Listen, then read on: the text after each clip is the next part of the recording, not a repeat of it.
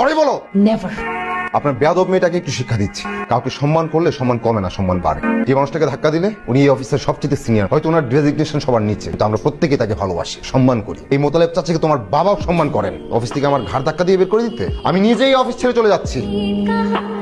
ওর জন্য তুমি আমাকে এত বড় শাস্তি দিও না। এই কোম্পানির তোমার একটা অবদান রয়েছে। Thank you. তোমার পরিবর্তন দেখে ভালো লাগছে, সবকিছু আপনার জন্য শুনে ভালো লাগলো। আমার জন্য কারো জীবনে পরিবর্তন আসছে।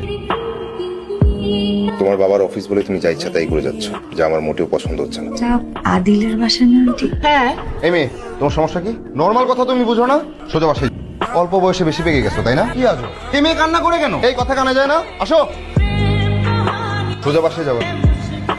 তুমি যা করছো পাগলামি, পাগলামি ছাড়া কিছুই না। বাসায় যাও। আমি ততক্ষণ পর্যন্ত বাসায় যাব না যতক্ষণ পর্যন্ত তুমি হ্যাঁ না বলবে। আমাকে 2 দিন সময় দাও, আমি ভেবে দেখছি। ছেলে মেয়ে যখন রাজি তখন 2-4 আত্মীয় স্বজন ডেকে কাল পরশুর মধ্যে একজন কাজী ডেকে বিয়ে পড়িয়ে দেবো। আপনার স্যালারি কত? 80,000।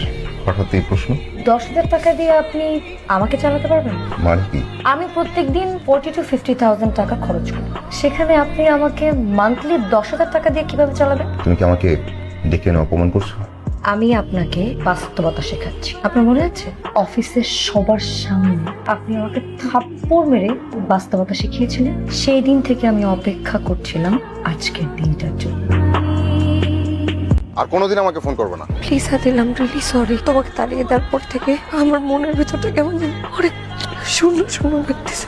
আমি এই পুরো পৃথিবীতে আমার বাবা ছাড়া আর কোনো পুরুষকে ভালোবাসিনি, কিন্তু তোমাকে তাড়িয়ে দেওয়ার পর আমার সেই বাবা আমার সাথে কত দাঁড়িয়ে থেকে কথা বলতেছে। ফার্দার যদি তুমি আমার সাথে কোনো রকম যোগাযোগ করার চেষ্টা করো, আমি কিন্তু তোমার বাবার অফিস থেকে রিজাইন নিয়ে একদম শহর ছেড়ে চলে যাব।